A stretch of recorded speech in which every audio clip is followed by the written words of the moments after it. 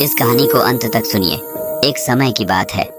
रोहन के दादाजी रोहन से कहते हैं कि क्या तुम्हें पता है, हिमालय की पहाड़ियों पर कड़ाके की ठंड में भी बहुत से साधु ऐसे हैं जिनकी उम्र सैकड़ों यानी 100 साल से भी ज्यादा है। उनका जीवन बिल्कुल ही सादा है। वो कम कपड़े पहनते हैं, कम भोजन करते हैं, उन्हें कभी कोई बीमारी नहीं होती।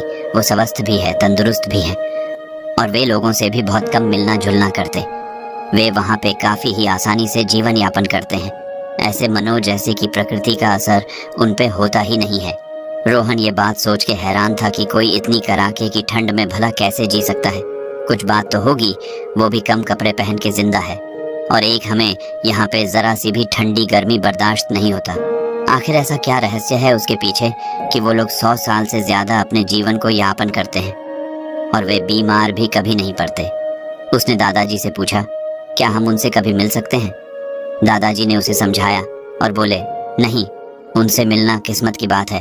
वो सबसे नहीं मिलते, उनसे वही इंसान मिल सकता है जो मन के सच्चे भाव से उनसे मिलने के लिए उन हिमालय की चोटी पर उन तक पहुंचने के प्रयास करता है। वो सबको दिखाई नहीं देते, वो अदृश्य रूप में होते हैं। उस रात रोहन को नींद नहीं आई। वो बस उन्हीं के बारे में सोचता रहा कि किसी न किसी दिन वो उनसे जरूर मिलेगा और सारी बातों का रहस्य उनसे पूछेगा कि आखिर इसके पीछे का क्या राज है। धीरे धीरे वक्त गुजरता रहा और समय बदलता गया। एक दिन ऐसा वक्त आ गया जब वह बड़ा हो चला था। उसने अपना ग्रेजुएशन कंप्लीट किया और बाद में इन चीजों में दिलचस्पी दिखाई। उसे कॉलेज का एक प्रोजेक्ट मिला। इस प्रोजेक्ट में उसे हिमालय पे स्टडी करनी थी। फिर क्या था, ऐसे मानो जैसे कि उसे इसी मौके की तलाश थी। उसने अपना बैग पैक किया और रास्ते के सामान जिसकी जरूरत थी सारी चीजें उसमें भर ली, जैसे कि टॉर्च, हेलमेट, सर्दी से बचने के लिए कुछ गर्म कपड़े और भी तरह तरह की चीजें जो जरूरत की थी उसने सब भर ली और अगले दिन जाने के लिए तैयार हो गया। उसे उस रात भी नींद नहीं आई क्योंकि अगली सुबह उसे हिमालय पर उन्हें ढूंढने के लिए जाना था। वो रास्ते में निकल तो पड़ा, लेकिन उसके मन में एक उम्मीद थी, एक आस थी कि वो किसी भी तरह से उनसे जरूर मिलेगा।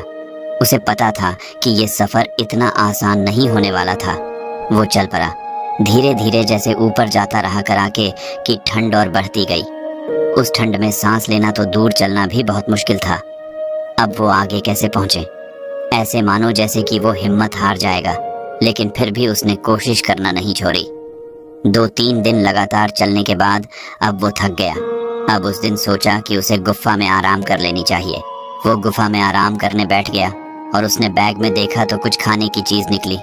वो थोड़ा बहुत वहां पे कुछ खा के फिर प्लानिंग करने लगा कि फिर आगे उन्हें कहाँ ढूंढा जाए, क्योंकि दूर दूर तक ना कोई झोपड़ी, ना कोई कुटिया, ना कोई साधु, ना कोई महात्मा।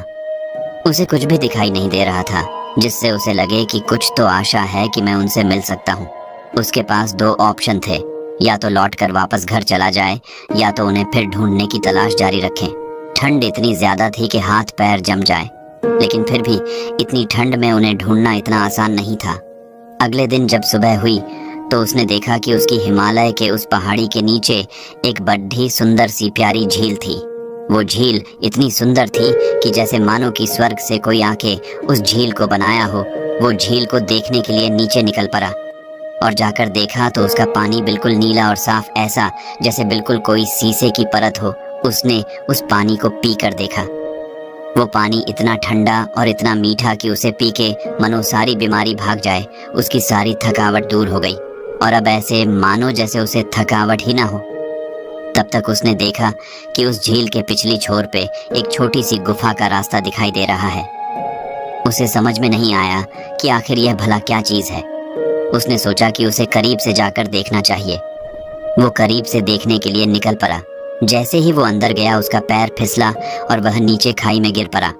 वो खाई बहुत गहरी थी जिसमें से बाहर आ पाना बहुत मुश्किल था। उसके पैर में फिर से चोट लगी और वह वहीं बेहोश हो गया। अगले दिन जब उसकी आंख खुली तो खुद को एक आरामदायक एक बिस्तर पर पाया। उस बिस्तर के आसपास एक महात्मा बैठे हुए थे। वो धीरे धीरे आंखों को खोला और देखा कि वो ध्यान कर रहे हैं। जब उनका ध्यान टूटा तो उसने महात्मा से पूछा कि आप कौन हैं? महात्मा ने कोई जवाब नहीं दिया। उसने फिर पूछा, आप कौन हैं और मैं कहाँ पर हूँ और मेरा बैग कहाँ है? आप मुझे बताइए। उस बैग में मेरी खाने पीने की चीजें थीं। मुझे भूख लगी है। महात्मा ने कुछ जवाब नहीं दिया। थोड़े समय बाद वो ध्यान से निकलकर बोले, तुम्हें अभी भी बैग ही पड़ी है। उसने बोला, बात बैग की नहीं है। उस बैग में कुछ कीमती वस्तुएं थीं और कुछ जरूरी चीजें थीं जो मेरे काम की हैं। आप बस मुझे वो दिला दो। महात्मा ने पूछा, तुम यहाँ पे किस लिए आए हो और किस मकसद से आए हो? उसने कहा, मुझे मेरे दादाजी कहा करते थे कि यहाँ पे कुछ महात्मा रहते हैं जिनकी उम्र 100 साल से ज्यादा है। वो बहुत कम खाते पीते हैं और कपड़े भी पहनते हैं। यहाँ तो इतनी ठंडी है, मैं ये सोच के हैरान हूँ कि यहाँ पर भला कोई कम कपड़े पहने कैसे जी सकता है। ये असंभव है, ऐसा हो ही नहीं सकता। महात्मा ने कहा, क्या मैं तुम्हें ज्यादा कपड़े पहने हुए दिखाई दे रहा हूँ? उसने देखा, कहा, अरे नहीं, आपने तो कपड़े पहने ही नहीं है, आपने तो बस अपने तन को ढाका है। यह कैसा जादू है, यह कैसा चमत्कार है, आप मुझे बताइए। वो मुस्कुराए और बोले, तुम बहुत भोले हो, इसीलिए तुम्हें मुझसे मिलने का सौभाग्य प्राप्त हुआ है।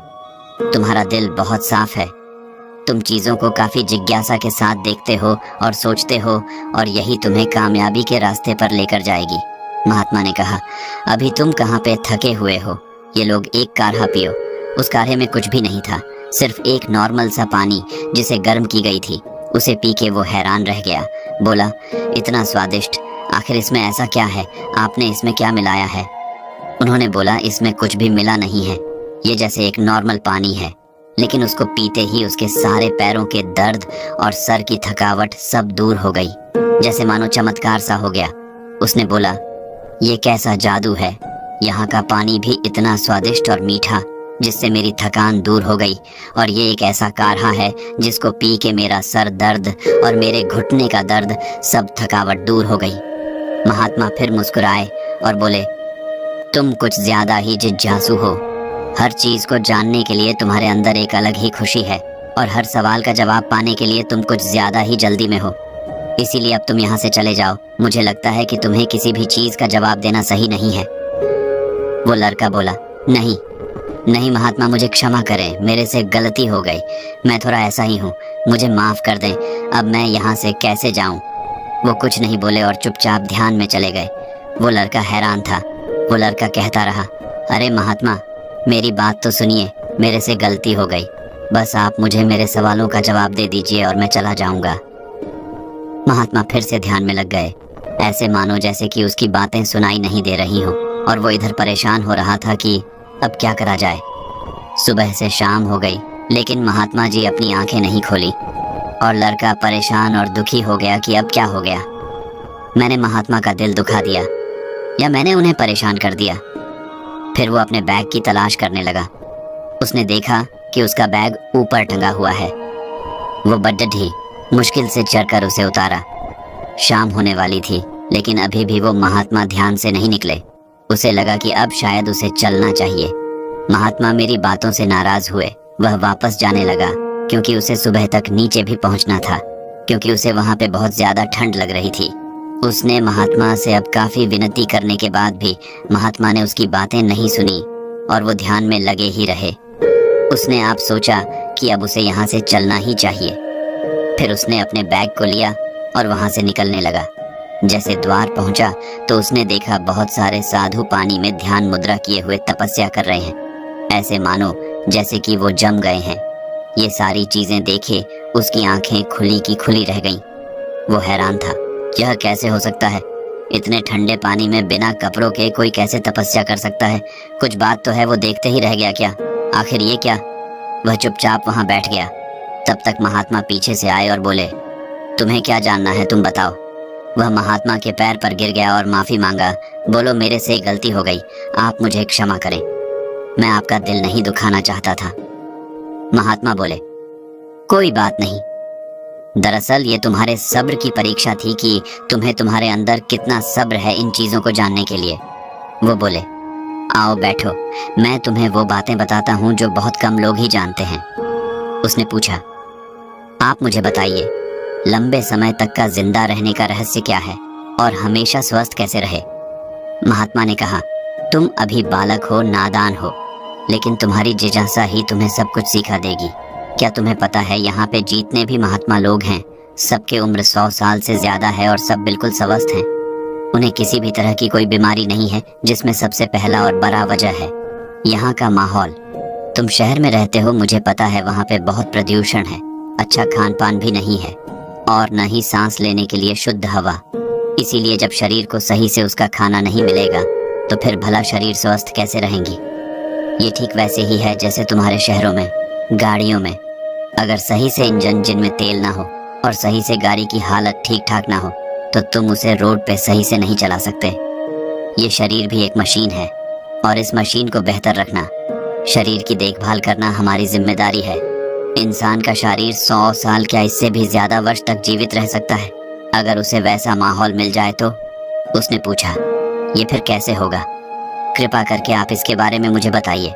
महात्मा ने कहा, ठीक है, अब मैं तुम्हें जो बातें बता रहा हूँ तुम उसे जिंदगी भर याद रखना और इन बातों को तुम सबसे पहले ध्यान से सुनो। सबसे पहला और जरूरी बात, साफ हवा। महात्मा ने कहा, क्या तुम्हें पता है एक साफ हवा कितनी लाभदायक है?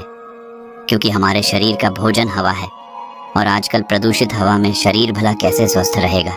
बंद कमरे जिनमें हवा आती जाती न हो, और जब आपके शरीर को साफ हवा, साफ और शुद्ध हवा मिलेंगे ही नहीं तो फिर शरीर अपना भोजन मिलेगा ही नहीं, फिर शरीर कैसे स्वस्थ रहेंगे और तो फिर भला उसके जीवन लंबा कैसे चलेगा।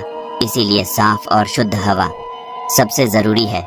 इसीलिए कोशिश करो कि तुम्हारा जो कमरा है, जिसमें तुम सोते हो, जिसमें तुम रहते हो, वो हवादार हो, उसमें शुद्ध हवा का आना जाना लगा रहता हो। अगर ऐसा नहीं हो सकता तो तुम उन कमरों पौधों को उसमें लगा सकते हो जो साफ हवा देते हो, क्योंकि ऑक्सीजन शरीर के लिए जीवनदायिनी है।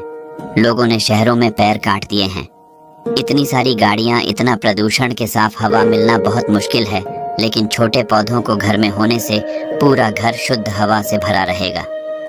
दो, सही खान पान। शहरों में आजकल पौष्टिक आहार कहाँ मिलते हैं? हर चीज में मिलावट, हर चीज में अशुद्ध।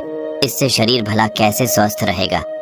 इसीलिए शरीर को स्वस्थ रखने के लिए तुम्हें पौष्टिक आहार खाने जरूरी है। बाहर के वो खाने जैसे फास्ट फूड उस शरीर को नुकसान पहुंचाते हैं और उसे शरीर कभी भी स्वस्थ नहीं रह सकता। जीना तो बहुत दूर की बात है। इसीलिए सही खान पान जीवन जीने के लिए जरूरी है। तुम प्राकृतिक चीजों को खा सकते हो जैसे कि फल, अनाज, दलिया, लेकिन आजकल तो दुख की बात ही है कि फलों में भी मिलावट, हर चीज में अशुद्धि। इससे भला शरीर पर असर क्यों नहीं पड़ेगा? लेकिन तुम्हें हमेशा कोशिश करनी चाहिए कि तुम प्राकृतिक तरीकों से उगाए गए भोजन को ही लो, मिलावटी चीजों से दूर रहो और बाहर के फास्ट फूड खाने को बंद करो, तभी शरीर स्वस्थ रहेगा। नंबर 3, व्यायाम। हमें लगता है कि व्यायाम करने से क्या फर्क पड़ता है, लेकिन फर्क पड़ता है।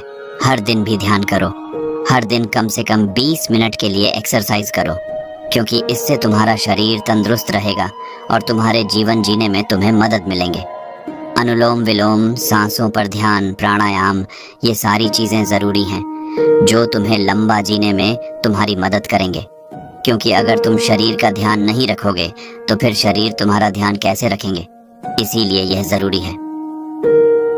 नंबर 5, ज्यादा चिंता करना। लोग बेवजह चिंता करते हैं, हर बात पर चिंता, बिना कोई खास वजह भी चिंता। इससे शरीर हमेशा बीमार से रहता है। इसीलिए तुम्हें ज्यादा सोचना नहीं चाहिए। फालतू की बातें जो तुम्हारे हाथ में नहीं है, फालतू ही काम जो अभी होने वाले नहीं हैं। इंसान भविष्य की चिंताएं करता है, पुरानी बातों को सोचकर दुखी होता है और आज में जीना भूल जाता है। इसीलिए आज में जीना सीखो। तुम्हारे हमारे पास क्या है, क्या नहीं है, इन सब की बातें छोड़ो। अभी तुम नौजवान हो, इसलिए तुम मेहनत कर सकते हो, क्योंकि मेहनत करना तुम्हारे हाथ में है, लेकिन उसका फल तुम्हें समय आने पर ही मिलेगा। इसलिए ज्यादा चिंता मत करो और जिंदगी खुशी से जियो, क्योंकि जीवन खुशी से रहने का ही नाम है। तुम जितना ज्यादा खुद को चिंता मुक्त रखोगे, तुम्हारे शरीर उतना ही स्वस्थ होगा। तुम 2 रोटी भी खाओगे तुम्हारे शरीर में लगेगा, और अगर तुम चिंता करोगे, फालतू की बातों सोचोगे, तो तुम कितनी भी तरह की चीजों क्यों ना खा लो, वो कभी भी तुम्हारे शरीर को फायदा नहीं पहुंचा सकती। इसलिए चिंता से बचो, क्योंकि चिंता इंसान को हमेशा बीमार करती है। तुम जितना कम चिंता करोगे, तुम उतना ही जीवन को खुशहाल देख पाओगे। तुम जितना चीजों के बारे में कम सोचोगे, तो मैं उतना ही जिंदगी आसान दिखाई देगी। इसीलिए इन बातों को हम जिंदगी में कभी मत भूलना। तब महात्मा ने अंत में कहा, जिंदगी में एक बात हमेशा याद रखना, देखो बात सिर्फ एक ही है, अच्छा माहौल, सही खान पान और शरीर की देखभाल और खुशहाल जीवन इंसान को लंबे समय तक जीने के लिए काफी है। सारी बातें सुन के उस नौजवान के जीवन में बहुत परिवर्तन आया और वह पूरी तरह से बदल गया। वो लड़का महात्मा का बहुत बहुत धन्यवाद कहा और वहां से चला गया। ये बाकी अगर ये कहानी आपको अच्छी लगी हो तो इस वीडियो को लाइक करें और ऐसी और कहानी सुनने के लिए डे इंस्पायर्ड यूट्यूब चैनल को सब्सक्राइब करें। तब तक मिलते हैं हम आपसे ऐसी ही एक और प्रेरणादायक कहानी के साथ अगले दिन। धन्यवाद।